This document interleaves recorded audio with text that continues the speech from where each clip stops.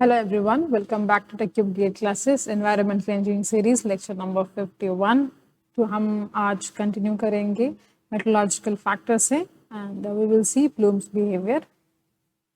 अब तक में लास्ट क्लास तक में हमने टेम्परेचर फैक्टर को देखा. मेट्रोलॉजिकल फैक्टर्स के one of the factor was temperature. Temperature के बारे में डिटेल हमने एक्सप्लेनेशन देख लिया, क्या उसकी रिक्वायरमेंट है और क्या उसका इफेक्ट है एयर पोल्यूटेड में, वो हमने चेक किया. Next is our pressure. This pressure is atmospheric pressure. Atmospheric pressure का अब नेचर क्या है? हाइट के साथ, एल्टीट्यूड के साथ decreases with altitude और elevation. Pressure decreases with elevation. ठीक है. So अगर हम pressure और elevation का draw करें relation, this will look like that pressure is decreasing with elevation. ठीक है. जैसे जैसे हम हायर एलिवेशन को जाएंगे, जैसे जैसे हम हायर एलिवेशन को जा रहे हैं, वैसे वैसे प्रेशर मेरा डिक्रीज हो जा रहा है. अब देखो एटमॉस्फेयर में एयर पोल्यूटेंट को ये इफेक्ट कैसे कर रहा है वो समझने की कोशिश करते हैं हम लोग. एटमॉस्फेयर में दो टाइप ऑफ प्रेशर जोन है, एक लो प्रेशर जोन है, एक हाई प्रेशर जोन है. एक लो प्रेशर जोन है, एक हाई प्रेशर जोन है. ठीक है, this is your low pressure, this one is your high pressure. होता क्या है, हाई प्रेशर जोन में एयर का मूवमेंट कैसा होता है? एयर का मूवमेंट वो ग्राउंड के तरफ आता है, ग्राउंड की तरफ आता है और ग्राउंड पे स्प्रेड करता है. मतलब ग्राउंड की तरफ आता है एंड स्प्रेड करता है. हाई प्रेशर जोन में एयर ग्राउंड की तरफ आता है और स्प्रेड करता है. तो it will look like something this.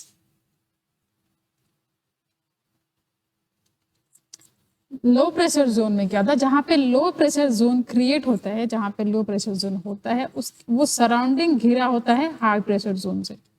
मतलब जो लो प्रेशर होता है that is surrounded with high pressure.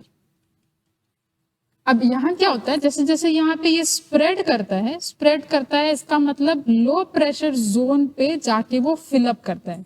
जहां कहीं पे लो प्रेशर जोन क्रिएट होता है वहां पे हाई प्रेशर जोन के एयर आके उसको फिलअप करते हैं. राइट, हाई प्रेशर जोन के एयर आके उसको फिलअप करते हैं और ऐसे होता है कि वो इनवर्ट की तरफ आते हैं. लो प्रेशर जोन पे हाई प्रेशर जोन से एयर आके इन करते हैं और उसको ऊपर लिफ्ट करते हैं. So this motion will look like कुछ ऐसा.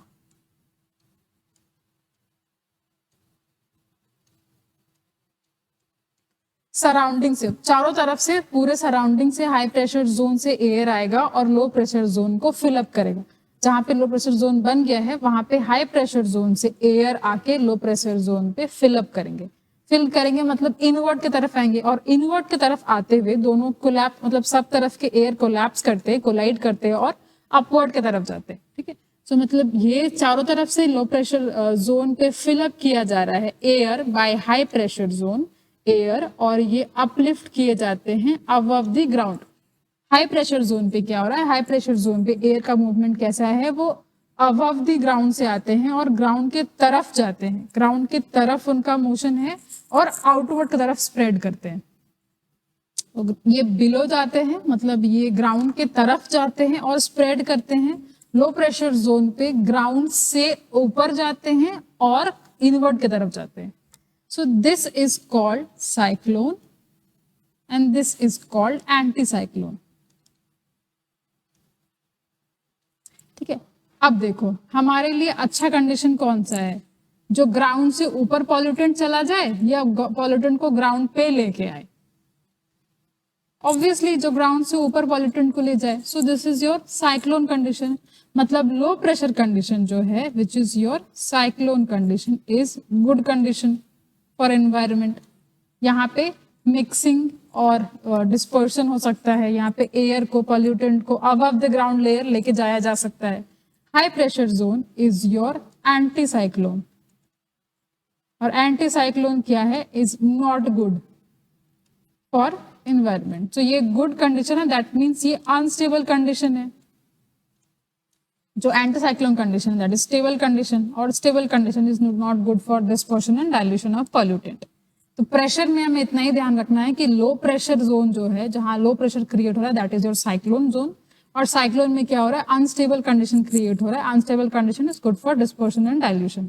सिमिलरली हाई प्रेशर जोन पे क्या हो रहा है? एंटी साइक्लोन क्रिएट हो रहा है. एंटी साइक्लोन क्रिएट हो रहा है मतलब सारे पॉल्यूटेंट को ग्राउंड पे लेके आ जा रहा है. ग्राउंड पे लेके आ रहा है, वहां स्टेबल कंडीशन, तो यहाँ पे no mixing, no dilution, no dispersion.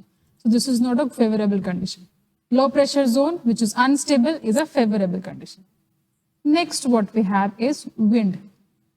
Air में और wind में difference क्या है? So air in motion is called wind.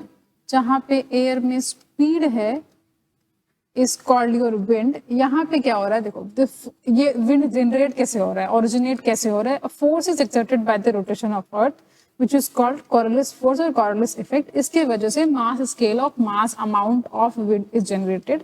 Wind data at any place is represented by Windrose diagram, and wind direction at a place is measured by wind vane.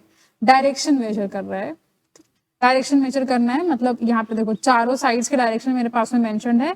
This is called wind vane. North south west east सब तरफ mentioned है. This arrow will move in direction, जिधर का wind blow हो रहा है उस direction में हमारा एरो पॉइंट करेगा. सो हम ये एरो से ये जज करेंगे कि अगर हमारे डाउनवर्ड या डाउनस्ट्रीम तरफ में अगर हमारे पास में लोकेलिटी है, रेसिडेंशियल एरिया है, तो इस वक्त में पॉल्यूटेंट को रिलीज नहीं करना है. जब हमारा एरो उस डायरेक्शन में शो करेगा जिस तरफ हमारा रेसिडेंशियल एरिया नहीं है, पॉपुलेशन नहीं है, उस तरफ अगर पॉइंट करेगा जब वो एरो, तब इंडस्ट्रीज से दिस इज सेड कि तब उस इंडस्ट्री से पॉल्यूटेंट को रिलीज किया जा सकता है, एयर को रिलीज किया जा सकता है. हमारा यहाँ काम क्या है, फॉर डिस्पर्शन एंड डाइल्यूशन. देखो विंड में वेलोसिटी है, आई सेड. सो अगर हाई वेलोसिटी विंड है मतलब उसमें टर्बुलेंस है. High velocity wind has turbulence. Turbulence होगा मतलब इसमें अनस्टेबिलिटी आएगी. इन्वायरमेंट में टर्बुलेंस है, अनस्टेबिलिटी आएगी, दैट मीन्स यहाँ पे डिस्पर्शन एंड डाइल्यूशन हो सकेगा. यही अगर हाई स्पीड नहीं होगा, अगर विंड लो स्पीड विंड है या काम विंड है, मतलब यहाँ पे अब स्टेबल कंडीशन है. सो stable condition is not good for environment, मतलब यहाँ पे डाइल्यूशन डिस्पर्शन नहीं हो पाएगा. तो विंड में हमें क्या ध्यान रखना है कि हाई टर्बुलेंस है, दैट मीन्स मतलब हाई टर्बुलेंस है, हाई वेलोसिटी है, दैट मीन्स यहाँ पे unstable condition which is good for us. अब स्पीड क्योंकि हमें यहाँ पे ध्यान रखना है, वेलोसिटी हमें फाइंड आउट करनी है. So we have a relation to find out the velocity at any depth. This is your elevation and this one is your velocity or speed. Relation यहाँ पे निकालने के लिए we have an instrument which is called anemometer. Anemometer क्या करते हैं, at a certain depth, suppose this is your z naught depth, at a certain depth z naught क्या velocity of wind है can be find out. ठीक है. So with the help of anemometer यहाँ पे अब हमने हमारे पास में डेटा अवेलेबल है कि z naught हाइट पे कितना विंड वेलोसिटी अवेलेबल है. So we have a equation which is v by v naught is equal to z by z naught to the power 1/7. इसको सेवेंथ रूल भी बोलते हैं, जिससे at any depth z now I can find out the velocity of wind. So v I can find out at any depth z, which will be given by v naught, and z by z naught to the power 1/7. I guess आपको दिख नहीं रहा होगा this one. अब ये z not और v not का amount मुझे एनेमोमीटर से मिला हुआ है. ठीक है. Next is your humidity. Humidity में आपको ध्यान रखने वाले क्या बात है, ह्यूमिडिटी का मतलब हुआ कि एटमॉस्फेयर में क्या है, मॉइस्चर है. अब मॉइस्चर है एटमॉस्फेयर में, दैट मीन्स यहाँ पे डिस्पर्शन और डाइल्यूशन नहीं होगा. एटमॉस्फेयर में मॉइस्चर है तो डिस्पर्शन डाइल्यूशन नहीं होगा. जो पॉल्यूटेंट्स रिलीज किए गए हैं वो अब एनवायरनमेंट में ही रहेंगे, मतलब उसका रेजिस्टेंस टाइम बढ़ जाएगा. Then what will happen, secondary pollutant बनेंगे. अब इन प्रेजेंस ऑफ ह्यूमिडिटी और in humid atmosphere secondary pollutant is formed. कुछ इंस्ट्रूमेंट्स के नाम जो आपको जानने हैं कि लैप्स रेट ऑफ एनवायरनमेंट और of atmosphere is measured by radiosonde. Atmospheric pressure is measured by barometer. Wind speed at any depth z naught, which is v naught, is given by anemometer. ठीक है, जिसकी हम यहाँ बात कर रहे थे कि z naught, किसी z naught पे v naught की क्या वैल्यू है, will be given by anemometer. This is your instrument which is used to measure the speed at any depth z naught. Humidity is measured by hygrometer. ठीक है, this humidity in the atmosphere is measured by hygrometer. तो ये temperature is measured bye thermometer. ये 5 factors जो हमने पढ़ा, 4 factors जो हमने पढ़ा, temperature, pressure, wind and humidity, उन सबको मेजर करने के इंस्ट्रूमेंट्स आपको पता है। इंस्ट्रूमेंट्स को आपको ध्यान रखना है, मैच द फॉलोइंग्स में आ सकते हैं। We'll see a question on this.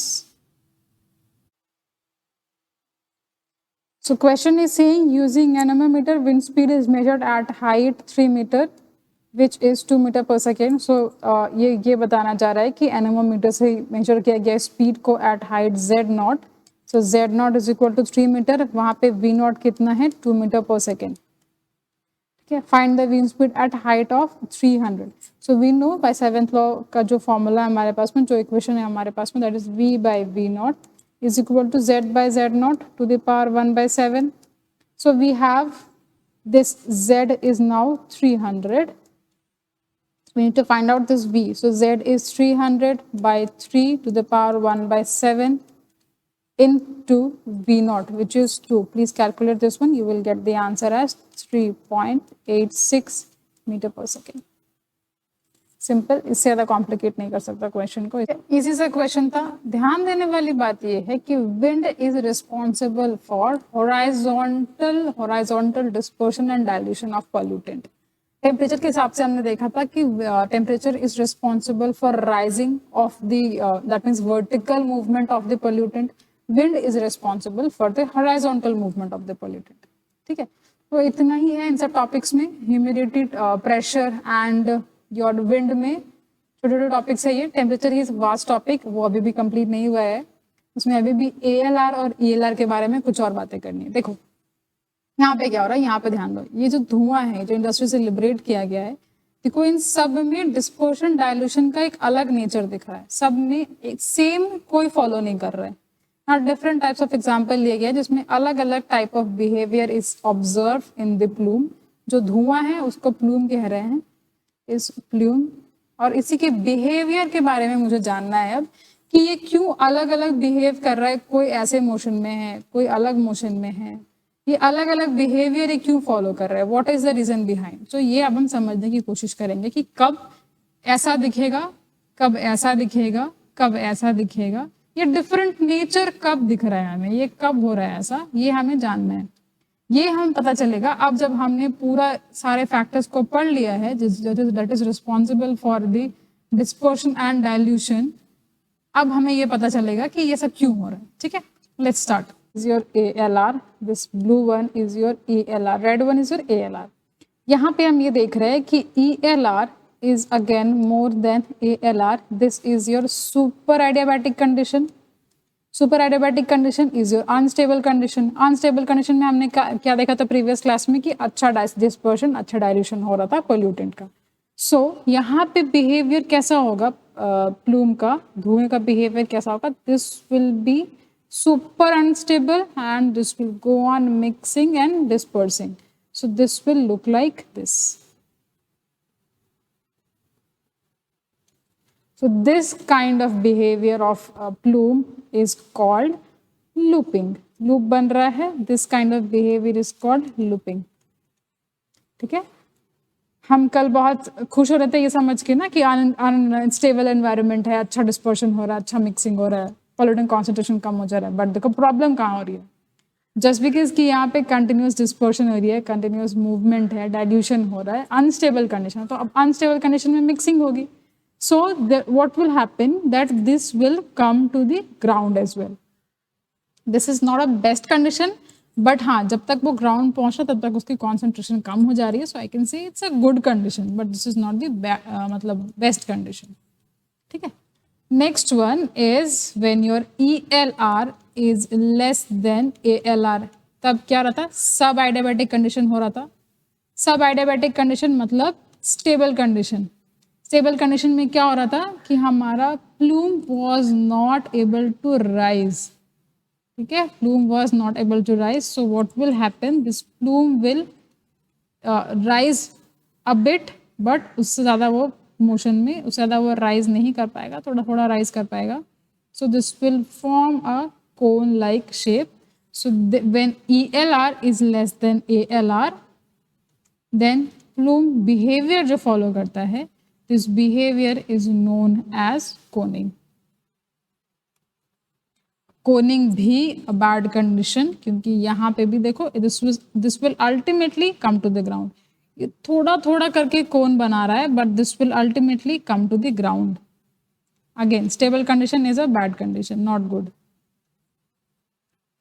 ठीक है, नेक्स्ट चलते हैं, नेक्स्ट बिहेवियर देखते हैं प्लूम का। देखो यहाँ क्या हो रहा है, this one is your ALR, this one is your ELR। यहाँ पे ALR एंड ELR इक्वल है, but ELR is having an positive magnitude. यहाँ पे ये हीट गेन, टेम्परेचर गेन कर रहा है।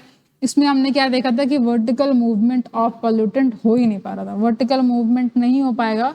दैट मीन्स ये बिल्कुल इस तरीके से का प्लूम बिहेवियर फॉलो करेगा। And this plume behaviour, this kind of behaviour of plume is called fanning.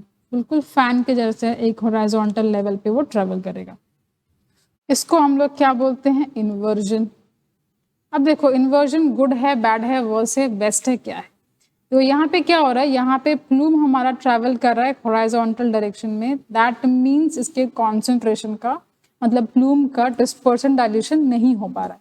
तो जब कभी ये जाके ग्राउंड को टच करेगा, पॉल्यूटेंट का हमारा कॉन्सेंट्रेशन वैसा ही रहेगा, कुछ चेंज नहीं आएगा। Then this will as it is ये जाके वहां पे ग्राउंड पे डंप हो जाएगा, और जहां पे जाके वो ग्राउंड को टच करेगा वहां पे ये प्रॉब्लम क्रिएट करेगा, बिकॉज इसका कॉन्सेंट्रेशन देखो बहुत हैवी है और यहाँ पे ये कहीं भी डिस्पर्शन डायल्यूशन नहीं कर पाया। So this is a worse condition.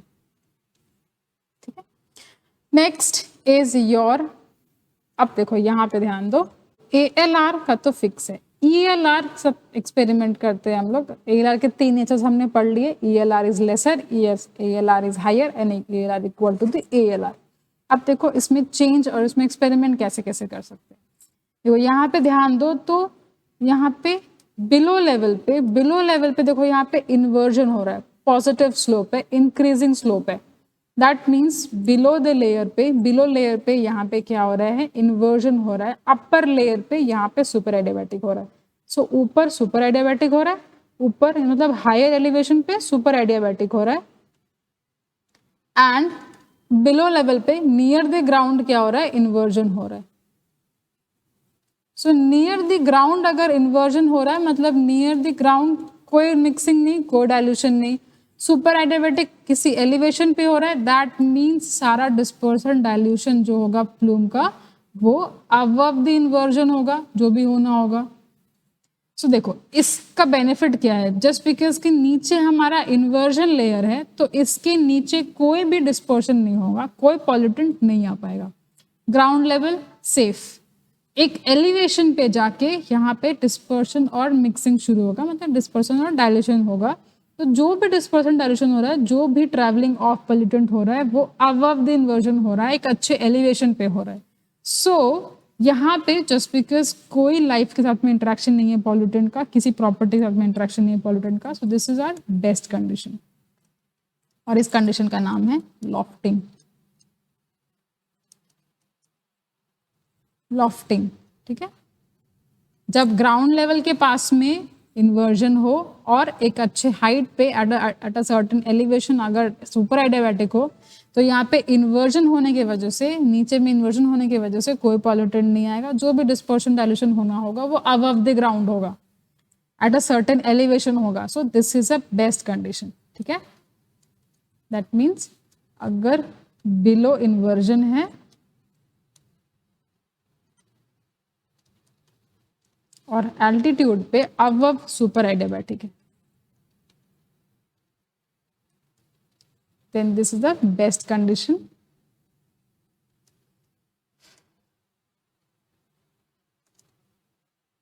ठीक है, नेक्स्ट यहां देखो अब क्या हो रहा है, दिस वन, अब यहाँ पे क्या हो रहा है कि सुपर एडियाबैटिक नीचे है, मतलब अब बिलो सुपर एडियाबैटिक है और अबव यहाँ पे इन्वर्जन है। देखो ये पॉजिटिव स्लोप है, इंक्रीजिंग स्लोप है। सो अबव में अब इन्वर्जन हो गया है और बिलो में सुपर एडियाबैटिक है। तो अब कैसे प्लूम बिहेव करेगा, लेट्स सी। तो जैसे प्लूम को डिस्चार्ज किया जाएगा इंडस्ट्री से, तो उसको क्या मिल रहा है, ऊपर उसको इन्वर्जन मिल रहा है। सो ऊपर वो ट्रैवल नहीं कर पाएगा। ठीक है, ऊपर वो बाउंड हो गया, अब वो इससे ऊपर, ये इन्वर्जन के ऊपर वो ट्रेवल नहीं कर पाएगा। नीचे सुपर एडियाबैटिक है तो वो नीचे क्या करेगा, नीचे वो मिक्सिंग और डिस्पर्शन डाइल्यूशन शुरू कर देगा। इसमें क्या हुआ, जितना भी पॉल्यूटेंट था सब आके ग्राउंड पे पहुंच गया। So this state of behaviour, या sir this state of plume is called fumigation. This behaviour of plume is called fumigation, जिसमें कि ऊपर इन्वर्जन है, नीचे सुपर एडियाबैटिक है, सारा मिक्सिंग डिस्पर्शन डाइल्यूशन नीचे होगा, ग्राउंड लेवल पे होगा, तो this is called fumigation. This is the worst condition. अब देखो यहाँ पे क्या हो रहा है, देखो यहाँ पे क्या हो रहा है, पॉजिटिव स्लोप है, दैट मीन्स नीचे इन्वर्जन, यहाँ पे देखो डिक्रीजिंग स्लोप है, दैट मीन्स यहाँ पे super adiabatic, again positive slope मतलब इन्वर्जन। तो देखो यहाँ पे टॉप में भी इन्वर्जन है, नियर द ग्राउंड भी इन्वर्जन है, बीच में सुपर एडियाबैटिक है। तो प्लूम कैसे बिहेव करेगा, अब क्या होगा, प्लूम ना तो ऊपर जा पाएगा और ना ही नीचे जा पाएगा। अब ये ट्रैप हो गया, फंस गया, दो इन्वर्जन लेयर के बीच में ये फंस गया, ट्रैप हो गया। So this behaviour of plume is called trapping.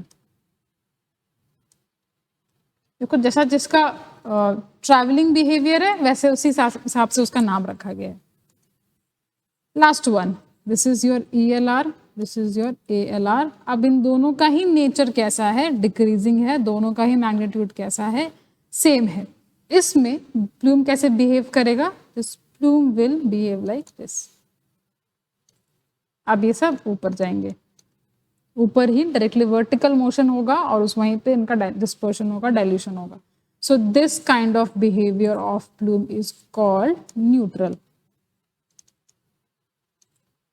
ठीक है, प्लीज इन सारे बिहेवियर को ध्यान रखना विद द कंडीशन कि ELR कैसा है, ALR कैसा है, सब में। This is a good condition but not the best condition, क्योंकि अल्टीमेटली सारा का सारा यहाँ पे वापस ग्राउंड को टच करेगा, तो ये इफेक्ट करेगा, प्रॉब्लम करेगा। Next is your coning. Coning is again not a good condition, it's a bad condition, where in यहाँ पे क्या हो रहा है कि ज़्यादा हाइट को ट्रैवल नहीं कर पाएगा, बट वापस ये सारे ग्राउंड को आ जाएंगे। फैनिंग में सारा ट्रैवल करेगा हॉरिजॉन्टल डायरेक्शन में, अब ना डायल्यूशन हो पा रहा है ना डिस्पर्शन हो पा रहा है। सो यहाँ पे इन्वर्जन होने की वजह से this is the worst condition. Best condition कब होगा, जब नीचे इन्वर्जन है, मतलब नीचे मेरा पॉल्यूटेंट नहीं आ पा रहा है, ऊपर सारा पॉल्यूटेंट का मिक्सिंग हो पा रहा है अबव द ग्राउंड लेवल। तो अबव द ग्राउंड लेवल अगर हमारे पास में मिक्सिंग हो रहा है तो ये बेस्ट कंडीशन है हमारे लिए, बिकॉज ये ग्राउंड को टच नहीं कर रहे हैं। So lofting is the best condition. Fumigation is the worst condition because इसमें इन्वर्जन लेयर ऊपर हो जाता है, ऊपर ग्राउंड लेवल के ऊपर ये मिक्सिंग नहीं कर पाता है, सारे जो मिक्सिंग और डिस्पर्शन होता है वो सब ग्राउंड लेवल पे ही होता है, दैट्स वाई ये इफेक्ट हेल्थ इफेक्ट करता है। तो this is the worst effect, worst behaviour of plume. Last one, sorry next one is your trapping, जहाँ दो इन्वर्जन लेयर के बीच में हमारा प्लूम फंस जाता है, that is called your trapping. And last one is your neutral, जहाँ पे ELR is equal to ALR and of the same nature, दोनों में यहाँ पे रिलैप्स रेट निगेटिव में है। अभी तक में हमने प्लूम के बिहेवियर को पढ़ा, डिफरेंट एनवायरमेंटल कंडीशन पे प्लूम कैसे बिहेव कर रहा है, कैसे उसमें डिस्पर्शन डाइल्यूशन हो रहा है, वो हमने देखा। ठीक है, तो हमने ये समझा कि किस एनवायरमेंटल कंडीशन पे बेस्ट होगा या वर्स्ट होगा या बैड होगा पॉल्यूटेंट को रिलीज करना। सिमिलरली हम ये डिसाइड करना चाहते हैं कि हम अपना स्टैक का हाइट को कितना रखा जाए। तो हमारा जो स्टैक है, दिस इंडस्ट्रियल स्टैक, जहां से कि प्लूम को लिबरेट किया जाता है, रिलीज किया जाता है, जैसे ये स्टैक है, ये स्टैक है, ये स्टैक है, दिस वन स्टैक। तो ये स्टैक की हाइट डिसाइड कैसे करी गई है, क्या फैक्टर से डिसाइड हो रहा है कि स्टैक को इतना हाइट रखना चाहिए। देखो हमारे पास में कुछ कंडीशन है, one of them is maximum mixing height और मैक्सिमम मिक्सिंग डेप्थ, जिसको कि हम MMD लिख रहे हैं। तो एक ईयर की स्टडी करी जा रही है, तो इन 1 ईयर ALR और ELR को प्लॉट किया जाता है उस जगह का, जिस हाइट पे जिस डेप्थ पे maximum number of times ELR और ALR इंटरसेक्ट किए हैं, जिस हाइट पे जिस एलिवेशन पे ELR and ALR maximum number of times intersect किए हैं in a year, that height is called MMD, maximum mixing depth. अब हमें हाइट ऑफ स्टैक जो निकालना है, that height of stack should always be more than this MMD। हमेशा height of stack जो design किया जाएगा will always be higher than, more than this MMD depth. MMD depth क्या है? इन अ ईयर जिस डेप्थ पे, जिस एलिवेशन पे ELR और ALR maximum number of time intersect किए हैं, that height is called MMD। ठीक है, so your H is the height of stack, effective height of stack। Stack लिखे या चिमनी लिखे, one and the same thing, effective height of stack. So अब effective height of stake किसके किसके बराबर होता है? This is equal to H plus delta H। Small h is the physical height of stack, small h is the physical height of stack, but delta H is the plume rise। Plume rise निकालने के लिए एक और formula है हमारे पास में, एक equation है हमारे पास में, दिस इज कॉल्ड हॉलैंड्स फॉर्मूला, जिसमें कि we can find out this delta H। So delta H is given by Vs into D divided by U, 1.5 plus 2.68 into 10 to the power minus 3 PD Ts minus Ta by Ts। अब कौन सा क्या है? Let's see। Vs is the stack exit velocity, मतलब जो plume की velocity है, plume की जो वेलोसिटी है, प्लूम की जो एग्जिट वेलोसिटी है, दैट इज Vs। ठीक है, D is your stack diameter, U is the wind speed at that area, जो वहां की wind speed है, T is the pressure, D is the diameter of stack, ये D कॉमन है, Ts is the stack gas temperature and Ta is the atmospheric temperature। So ये temperature difference निकालना है हमें। ठीक है, हम एक क्वेश्चन सॉल्व करेंगे इसमें। तो डेल्टा H मिल जाएगा हमें यहां से, physical height of chimney we should know, we must know, then हम एक इफेक्टिव हाइट ऑफ स्टैक निकाल लेंगे, जिससे कि हम MMD से कंपेयर कर लें। अगर वो MMD से ज्यादा है तो we can go with the calculated capital H। कुछ डिजाइन गाइडलाइंस है स्टैक हाइट की, चिमनी हाइट के। वी मस्ट रिमेंबर कि if the stack is emitting particulate matter, then H is given by, height of stack is given by this much amount। ठीक है, 74 QP 0 to the power 0.27। QP क्या है? Constant rate of particulate matter emission in tons an hour। Empirical formula है, unit ध्यान रखना है, तभी height metre में मिलेगा, वरना नहीं मिलेगा। अगर stack is releasing SO2, then stack of height must be is equal to 14 into QS to the power 1/3। QS क्या है? Rate of SO2 emission in kg per hour, unit पे ध्यान रखना है फिर से। अगेन कुछ जो और गाइडलाइंस है, that is stack which is adopted by industry other than power plant, other than thermal power plant, तब height should be, minimum height should be 30 metre, minimum height should be 30 metre. But if it is a power industry, then dependent upon कितनी capacity की power industry है। 200 to 500 megawatt की power industry है तो फिर minimum height should B 220। अगर 500 से above capacity की पावर इंडस्ट्री है, थर्मल पावर प्लांट है, then it should be, the height of stack must be more than 275 metre. Question on this, we need to find out, where we need to find out effective height of the stack। okay, fine, this is the question, determine the effective height of stack। सारे data मेरे पास में given है यहाँ पे। देखो ध्यान रखना कि एक एम्पेरिकल फॉर्मूला है, तो हमें इसकी यूनिट्स के अकॉर्डिंग चलना पड़ेगा। प्रेशर की यूनिट है मिलीबार, टेम्परेचर की यूनिट है केल्विन, स्पीड की यूनिट दोनों जगह पे मीटर पर सेकेंड पे है, बाकी जो हाइट्स है ये डाया है उसकी यूनिट्स मीटर पे है। So the question is physical height is 180 meters, so we have been given with H is equal to 180 meter। D दिया हुआ है, विंड स्पीड दिया हुआ है, टेम्परेचर देखो यहाँ पे डिग्री सेल्सियस पे दिया, we need to change this one in kelvin. So TA is 20 degree Celsius, which is 273 plus 20 will become 293 Kelvin। Similarly, temperature of gas stack दिया हुआ है is 160 डिग्री सेल्सियस, इसको भी हमें केल्विन में कन्वर्ट करना है। सो this will become 273 plus 160 which is 433 kelvin. उसके बाद बाकी सारे मेरे यूनिट्स सेम है, कॉमन है, कोई और चेंजेस की जरूरत नहीं है। डायरेक्टली फॉर्मूला में आप वैल्यू पुट करो and you can find out the effective height of stack. So Vs is your exit velocity of gases. So this one is 11.12. 11.12 dia of stack दिया हुआ है 0.95 मीटर। वेलोसिटी कितना दिया है? Velocity of wind is 2.75.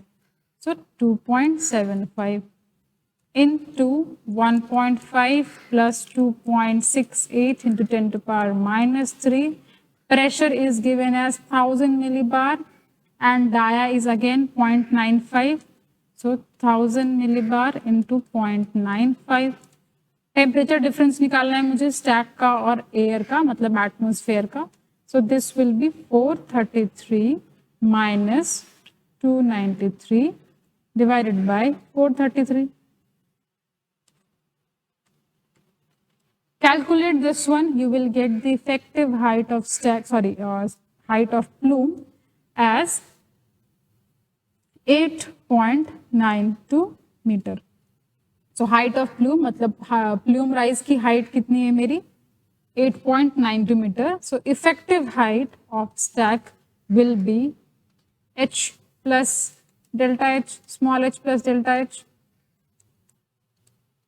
Small h मुझे दिया हुआ है 180 मीटर्स, डेल्टा h हमने अभी कैलकुलेट किया विच इज 8.92 मीटर्स, दोनों के यूनिट मीटर में है। सो this is now 188.92 meters. This is how you can calculate the height of stack required, and this h should always be more than mmd. ध्यान रखने वाली बात ये है।